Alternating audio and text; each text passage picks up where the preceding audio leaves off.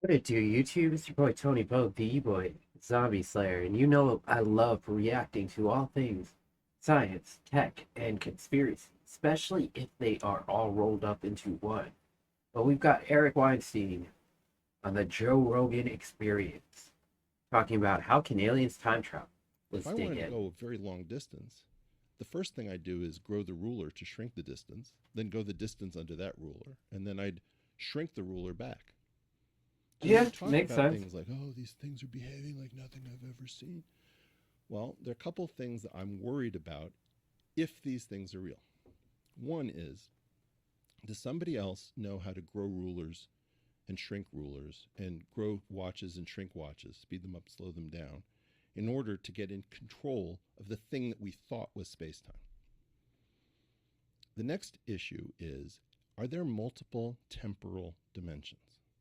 So, Well, Eric, your friend who's had too much coffee, believes that there are either 6 or 4 extra temporal dimensions, and whatever isn't temporal is spatial. So it's either 4 plus 6 what the hell is a temporal dimension? or 6 plus 4 extra dimensions split between time and space. If that's true, try to imagine extra dimensional engineers who have full access to something where there's no arrow of time. The only time there's an arrow of time is if time is one dimensional. If time is two dimensional, you have a whirlpool of time, which is either clockwise or counterclockwise. If it's three dimensional, you have a right hand rule of time, and there's a left hand rule of time. These are called orientations.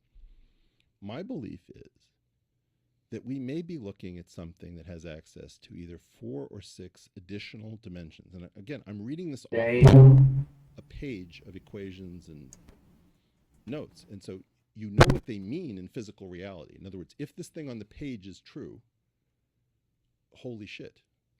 On the other hand, if it's just some geometry, then you don't worry about it. You say, okay, well, extra Holy dimensions, I can Jesus. think in 17 or 3 or what, doesn't matter. It's not that hard to think in higher dimensions spatially for people who do what I do. Almost none of us can think in multiple temporal dimensions. There's one guy What the hell is a temporal dimension? in Los Angeles at USC called Yitzhak Bars, a Turkish Jew who keeps talking about two-time physics. And I've spoken to him. But multiple temporal dimensions would be a decisive game changer in terms of changing everything that we know about the world. And what would be the technology that someone could use to access that? Because Well, that's the big thing. I know. Right? You think about it. You and I are both old enough to remember cassette tapes and vinyl albums. Mm-hmm. On a cassette tape, you've played your favorite album all the way through, like Dark Side of the Moon, and you want to play it again. You have to rewind through every song you just played, and you hear, right? But that doesn't happen on an album. Towards the end of the turntable time, you would just, the stylus would pick up, and it would skip over all the stuff that you didn't want to hear again, and it would go back to some track that you did. Imagine you could do that with time. You didn't have to go back through time to go back in time. Do I even know what I mean? Not really. I'm sort of at the edge of where I can actually say things. But you see, all of physics proceeds from the assumption that time is one dimensional. We have this God thing called damn. deterministic propagation. So if you take quantum mechanics, there are really two rules. One is completely deterministic with no probability theory. You've got a system, you know its initial conditions, and you say, if I know the laws of physics, I should be able to figure out where this is. I take this lighter and I throw it up and I catch it, and it described a parabola. Okay. Initial condition, propagation, I measure it. It's completely determined by the point of release. In quantum mechanics, you have the second thing called quantum measurement.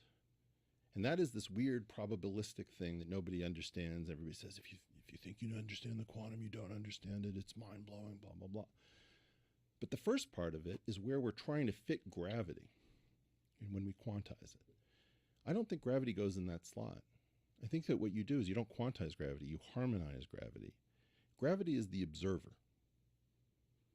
We say, well, when you make an observation, well, who's doing the observation? Is Joe doing the observation? Is Jamie doing the observation? Who's doing this observation? Who has the right to use the second rule for collapsing the state vector with Schrodinger's cat and all entanglement weirdness? Well, I think it's gravity. I think that part of the story is that gravity is the observer through something called a pullback operation. And when you realize that you don't naively quantize gravity the way you quantize everything else. In fact, gravity is the only field living on the successor to space-time, if I'm correct. There are two spaces called X and Y. All the cool stuff in here, the electrons, the quarks that make up everything that you and I are, is living on Y, except for the metric, the rulers and the protractors, which lives on X, which is how you keep gravity separate.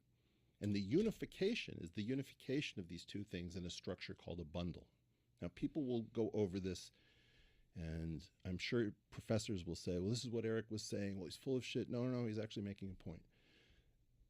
This story about space-time engineering, where you don't use the Einstein field equation. Time engineering without the Einstein field equation. You're using the successor theory rather than... In the Einstein theory, the entire planet was pulling on you when you needed to go pee. And your legs, I mean, you're obviously buff, you're fit. You just pulled against an entire planet to get out of your chair. And you won.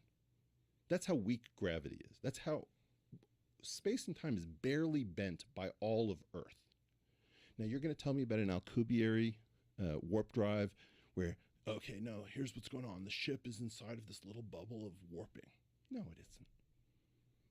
If somebody's space-time engineering and they can get here from very far away, they're not using general relativity in the standard model, my friends.